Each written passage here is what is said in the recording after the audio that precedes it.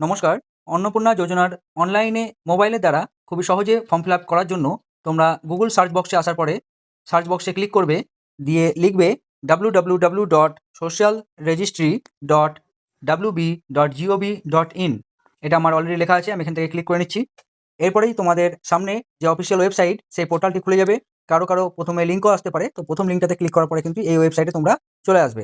এরপরে তোমরা যে দুটো অপশন দেখতে পাবে, একটা সিটিজেন অথবা ফ্যামিলি লগইন, আর একটা ডিপার্টমেন্ট অফিসিয়াল বা অফিসার লগইন।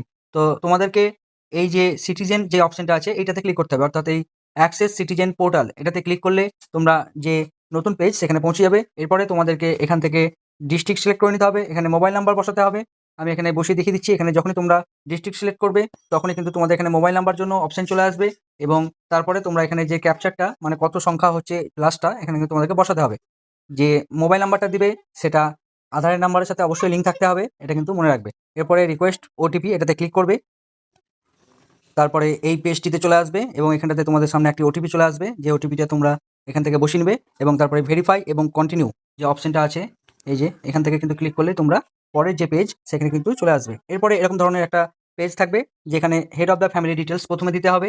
যেমন এখানে তোমাদের হেড অফ দ্য ফ্যামিলির যে নাম, ক্যাপিটালের নাম দিতে হবে। হেড অফ দ্য ফ্যামিলি বলতে পরিবারের যে প্রধান তার নাম এখানে দিতে হবে, তার ডেট অফ বার্থ এখানে দিতে হবে, তার জেন্ডার, তার ক্যাটাগরি, তার রিলিজিয়ান, তার আধার নাম্বার, আধার নাম্বার না, এখানে মোবাইল নাম্বার, যেটি আধারের সাথে লিঙ্ক থাকতে হবে।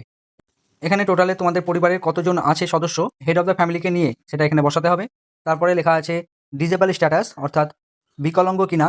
তো যদি কেউ বিকলাঙ্গ বা ডিজেবল পার্সন হয়ে থাকো তাহলে এখানে ইয়েস দিতে হবে, এবং ইয়েস করলে কিন্তু দেখতে পাচ্ছ এখানটাতে কিন্তু তোমাদের যে নাম্বার, সার্টিফিকেট এবং সার্টিফিকেটটাকে আপলোডও করতে হবে, সবটা এখান থেকে দিতে হবে এগুলো। আর যদি না থাকে তাহলে নো করে দেবে, এবং তারপরে আধার নাম্বারটা এখানে বসাতে হবে। যখনই এখানে আধার নাম্বারটা বসাবে তখনই কিন্তু তোমাদের এখানটাতে আধার কার্ডটা আপলোড করবার জন্য একটা অপশন চলে আসবে, যেখানে তোমরা 50 কেবি থেকে 200 কেবির মধ্যে আধার কার্ডের জেপিজি অথবা পিডিএফ অথবা পিএনজি ফরম্যাট করে আপলোড করে দিতে পারবে। এরপরে আসছে পার্মানেন্ট অ্যাড্রেস। প্রথমে এখানে তোমাদের যে পার্মানেন্ট অ্যাড্রেসটা আছে এখানে বসিয়ে নেবে। এরপরে ডিস্ট্রিক্ট অলরেডি সিলেক্ট করাই থাকবে, তোমরা যেটা প্রথম থেকে সিলেক্ট করে রেখেছো। যদি তোমরা রুরাল বা পঞ্চায়েত থেকে থাকো, পঞ্চায়েত থেকে তোমরা বাস করো, তোমাদের এরিয়া যদি পঞ্চায়েতের আন্ডারে পড়ে তাহলে এখানে ক্লিক করবে। যদি তোমাদের এরিয়া পৌরসভার মধ্যে পড়ে তাহলে তোমরা আরবানে ক্লিক করবে। এরপরে আসছে পিনকোড, তোমরা এখানে তোমাদের যে পিনকোড সেটা সিলেক্ট করে নেবে। তারপরে যে পোস্ট অফিস, সেই পোস্ট অফিসে তোমাদের এখান থেকে নাম বসিয়ে দিবে যেটা তোমাদের ঠিক হবে, এবং তারপরে আসবে পুলিশ স্টেশন যেটা তোমাদের এখানে বসিয়ে দিবে। তোমরা যখনই ভোটার যে আইডি কার্ড নাম্বার আছে সেটি যখনই তোমরা দিয়ে দিবে, তারপরে তোমাদের যে অ্যাসেম্বলি কনস্টিটিউয়েন্সি আছে এবং পার্ট নাম্বার আছে সেটি এখানে বসানোর পরে নেক্সটে ক্লিক করতে হবে। এরপরে তোমরা do you have a digital ration card এই অপশনটায় চলে আসবে। যদি তোমার রেশন কার্ড থাকে তাহলে ইয়েসে ক্লিক করবে, যদি না থাকে তাহলে নোতে ক্লিক করবে, তাহলে এখানে ইয়েস করবে, এবং ইয়েস করার পরে তোমাদের কী ধরনের রেশন কার্ড সেখানে ক্লিক করবে, এবং তারপরে তোমাদের যে রেশন কার্ডের নাম্বার সেটা কিন্তু এখানে বসিয়ে দিবে। এরপরে তোমাদেরকে আবার নেক্সটে ক্লিক করতে হবে। এরপরে তোমাদের এরকম ধরনের একটা পেজ চলে আসবে যেখানে তোমাদের বলা হয়েছে তোমাদের কি 3টে পাকা ঘরের বেশি রুম আছে বাড়িতে। যদি থাকে তাহলে ইয়েসে ক্লিক করবে, যদি না থাকে তাহলে নোতে ক্লিক করবে। যদি তোমাদের weather your family ওনস any land, যদি তোমাদের কোনো জমি বা সম্পত্তি থাকে তাহলে সেখানে ইয়েস ক্লিক করবে, যদি না থাকে তাহলে নোতে ক্লিক করবে। যদি থাকে তাহলে তোমাদের এখানটাতে কত ডেসিমাল বা কত শতক সেটা কিন্তু সংখ্যায় লিখতে হবে। যদি তোমাদের কারো 10 ডেসিমাল থাকে তাহলে শুধু 10 লিখবে, যদি 2 থাকে তাহলে 2 লিখবে, কারো 30 থাকলে 30 লিখবে। এখানে বলেছে কি যে তোমাদের ফ্যামিলিতে কি কারো 4 চাকা আছে, যদি থাকে তাহলে ইয়েস লিখবে, এবং তার সাথে তোমাদের যে 4 চাকার যে ভেহিকেল নাম্বার সেই নাম্বারটা এখানে বসিয়ে দিবে, এবং তার সাথে রেজিস্ট্রেশন নাম্বারটাও এখানে বসিয়ে দিবে। যদি না থাকে তাহলে সিম্পলি নো করে দিবে, তাহলে আর কিছু এখানে করতে হবে না। এরপরে বলেছে যদি হেলথ ইন্সুরেন্সের কি তোমাদের করা আছে কিনা, যদি থাকে তাহলে এখানে ইয়েস করবে, যদি না থাকে তাহলে নো করবে। যদি ইয়েস করো তাহলে তোমাদেরকে কিরকম ধরনের হেলথ ইন্সুরেন্স সেটা বলতে হবে। যদি গভর্নমেন্টের হয় তাহলে গভর্নমেন্টে ক্লিক করবে, যদি প্রাইভেটের হয় তাহলে প্রাইভেটে ক্লিক করবে। গভর্নমেন্টের ম্যাক্সিমাম যাদের স্বাস্থ্যসাথী কার্ড আছে তারা গভর্নমেন্টে ক্লিক করবে, এবং তারপরে এখানটাতে অপশনে ক্লিক পেয়ে যাবে যে স্বাস্থ্যসাথী কার্ড। যদি কারো স্বাস্থ্যসাথী কার্ড ছাড়া গভর্নমেন্টের অন্য কিছু হয় তাহলে এখানে আদার্সে ক্লিক করবে, আর যদি স্বাস্থ্যসাথী কার্ড থাকে তাহলে স্বাস্থ্যসাথী কার্ডে ক্লিক করবে, এবং তারপরে ইউআরএন নাম্বার যেটা স্বাস্থ্যসাথী কার্ডের নিচে লেখা আছে সেই নাম্বারটা এখানে বসিয়ে দিবে। এরপরে তোমরা আবার নিচে গিয়ে নেক্সটে ক্লিক করবে। এরপরে তোমাদের এরকম ধরনের আরেকটা পেজ চলে আসবে যেখানে তোমরা লেখা আছে do you pay income tax, মানে তোমরা কি ইনকাম ট্যাক্স পে করো, যদি করো তাহলে ইয়েসে ক্লিক করতে হবে, যদি না করো তাহলে নোতে ক্লিক করতে হবে। এরপর আছে তোমাদের কি কোনো প্যান কার্ড আছে, যদি থাকে তাহলে ইয়েসে ক্লিক করবে এবং এখানে প্যান কার্ড নাম্বার বসাবে, যদি না থাকে তাহলে নোতে ক্লিক করবে, তাহলে আর কিছু বসাতে হবে না। এরপরে বলেছে তোমাদের অ্যানুয়াল ফ্যামিলি যে টোটাল তোমাদের যতজন সদস্য আছে সব মিলিয়ে তোমাদের ফ্যামিলিতে টোটালে যে বছরে কতটা ইনকাম, যত টাকা ইনকাম এখানে তত টাকা সংখ্যায় বসিয়ে দিবে। এরপরে বলেছে নেচার অফ এমপ্লয়মেন্ট, অর্থাৎ যে হেড অফ দ্য ফ্যামিলি আছে তিনি কি করেন, যদি কিছু করেন, যদি গভর্নমেন্টে কাজ করেন, সরকারি চাকরি করেন তাহলে গভর্নমেন্ট সেক্টরে করবে, যদি প্রাইভেটে করে তাহলে প্রাইভেটে লিখবেন এবং যেটা ঠিক হবে এখানকার সুবিধা মতো সেখানে কিন্তু সেটাতে ক্লিক করতে হবে। যদি কিছুই না করে তাহলে কিন্তু আনএমপ্লয়েডে ক্লিক করতে হবে।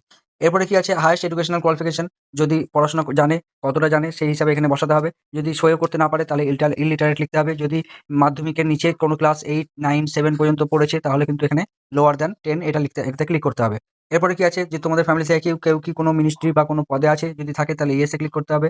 যদি না থাকে তাহলে নো তে ক্লিক করতে হবে। সো আমাদের ফ্যামিলি থেকে কেউ কি কোনো পেনশন পায়? যদি পায় তাহলে ইয়েস এ ক্লিক করতে হবে, নয়তো নো তে ক্লিক করতে হবে। তোমরা কি জিএসটি দাও বা জিএসটি তোমাদের কি কোনো রেজিস্ট্রেশন আছে? যদি থাকে তাহলে ইয়েস বসাতে হবে এবং তার জিএসটি নাম্বার যেটা আছে সেখানে বসাতে হবে।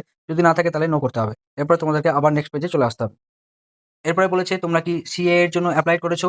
যদি তোমরা এরকম সিএ এর জন্য দরকার পড়েনি তোমাদের তাহলে নট অ্যাপ্লিকেবল যেরকম লেখা আছে সেটাই থাকবে। আর যদি করে থাকো তাহলে অ্যাপ্লাইড লিখবে। যদি ইস্যুড হয়ে থাকে তাহলে ইস্যুড এ ক্লিক করবে। যেটা হবে সেটা বসিয়ে নিবে। এরপরে বলেছে এসআইআর ২০২৬ এর স্ট্যাটাস, যে ট্রাইব্যুনাল স্ট্যাটাস, যে তোমাদের কি নাম বাদ গেছিল এবং ডিলিটেড লিস্টে তারপরে কি তোমরা যে তোমাদের ট্রাইব্যুনালের কি পেন্ডিং এ আছে? যদি পেন্ডিং এ থাকে তাহলে ইয়েস করবে, যদি না থাকে তাহলে নো করবে। যদি কোনো কিছুই না হয় তাহলে নট অ্যাপ্লিকেবলই থাকতে দেবে। এরপরে তোমরা নেক্সট এ ক্লিক করবে নিচে। এরপরে এরকম ধরনের একটা পেজ খুলে যাবে যেখানে লেখা আছে রিসিভিং গভর্নমেন্ট স্কিম বেনিফিটস ভায়া ডিবিটি। তোমরা কি ডিবিটির মাধ্যমে টাকা পাও কোনো? যদি পেয়ে থাকো তাহলে ইয়েস লিখবে। কিরকম ধরনের মানে টাকা বা স্কিম পাও সেটাও এখানে মেনশন করতে হবে। যদি তোমরা যেটা পাও সেটা এখানে বসিয়ে দিবে। যদি লক্ষ্মীর ভান্ডার পাও তো লক্ষ্মীর ভান্ডারও বসাবে। যেটা হবে সেটা বসাবে। তোমরা কি এখান থেকে বেরিয়ে যেতে চাও এই স্কিম থেকে? যদি চাও তাহলে ইয়েস করবে, যদি না চাও তাহলে নো করবে। আমার মনে হয় এখানে নো করাটাই ঠিক, কারণ এই স্কিম থেকে বেরিয়ে গেলে কিন্তু আর সেই সুবিধাটা তোমরা পাবে না। তারপরে কিন্তু তোমাদেরকে এখানে আর নেক্সট করার কিছু অপশন নেই। এখানে কিন্তু ব্যাক করার অপশন আছে। দেখতে পাচ্ছ তোমরা এখান থেকে কিন্তু এদিকে ব্যাক আছে আর এদিকে ড্রাফট, সেভ অ্যান্ড ড্রাফট আছে। তাহলে সেভ অ্যান্ড ড্রাফট তোমাকে এখানে করতে হবে। এরপরে তোমাদের যে মেম্বার তোমরা এড করবে, যদি ২ জন দেখাবে, আমি এখানে ২ জন দেখিয়েছিলাম including family head of the ফ্যামিলিকে নিয়ে, অর্থাৎ আমি সদস্য টোটালে ২ দেখিয়েছিলাম। তো এখানটাতে কিন্তু তোমাদেরকে যতজন আছে ততজনকে দেখাতে হবে। তো এরপরে তোমাদের যে পরের যে সদস্য বা মেম্বার যে 1 সেটা কিন্তু এখানে বসিয়ে দিতে হবে।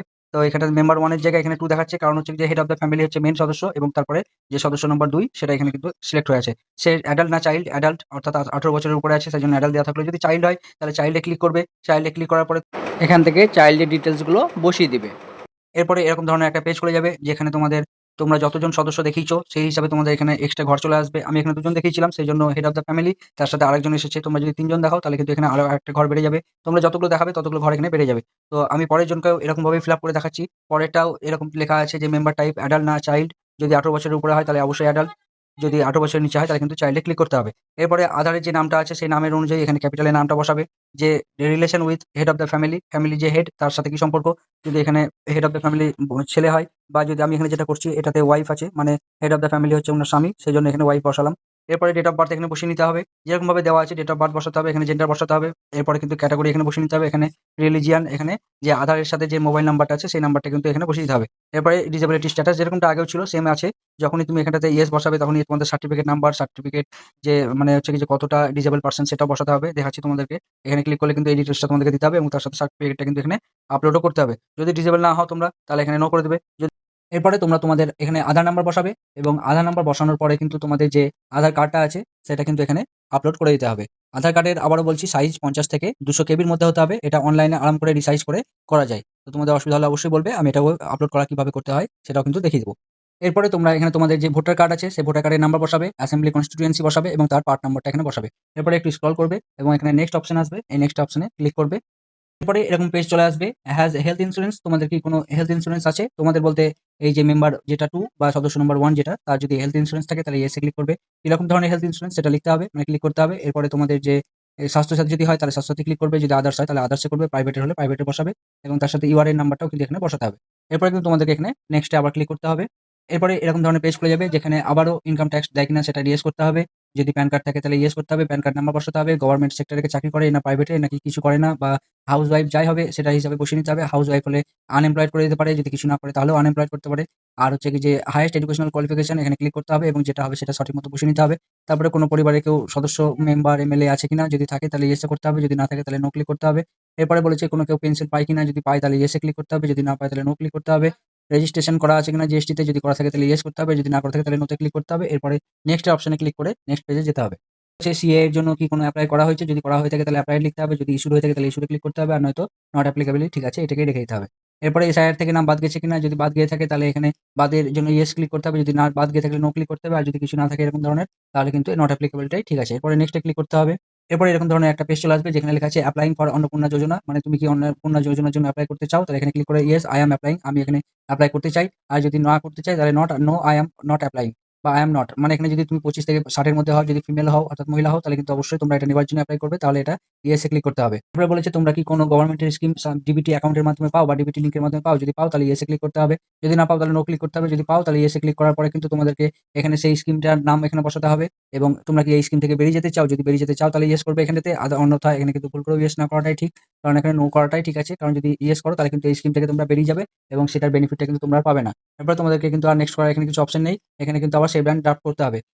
এরপরে তোমরা এখানে ডিক্লারেশন অ্যান্ড কনসেন্ট এ ক্লিক করবে। এরপরে তোমাদের সামনে এরকম ধরনের একটা পেজ চলে আসবে। এরপরে ডিক্লারেশন অ্যান্ড কনসেন্ট এ ক্লিক করলাম। এরপরে এই অপশনটা চলে আসবে। এরকম টাইপের অপশন আসার পরে তোমরা এখানটাতে যে বক্স আছে সেখানে টিক দিবে এবং এখানটাতে প্রিভিউ অ্যান্ড সাবমিট ক্লিক করলে কিন্তু তোমাদের যে ফর্মটি সেটা কিন্তু সাবমিট হয়ে যাবে এবং তোমাদের যে অ্যাপ্লিকেশন নাম্বার সাকসেসফুল হয়ে যাবে এবং তোমরা একটা অ্যাপ্লিকেশন নাম্বার পেয়ে যাবে, যেটি থেকে তোমরা তোমাদের যে পরবর্তী যে স্ট্যাটাস সেটা কিন্তু চেক করতে পারবে।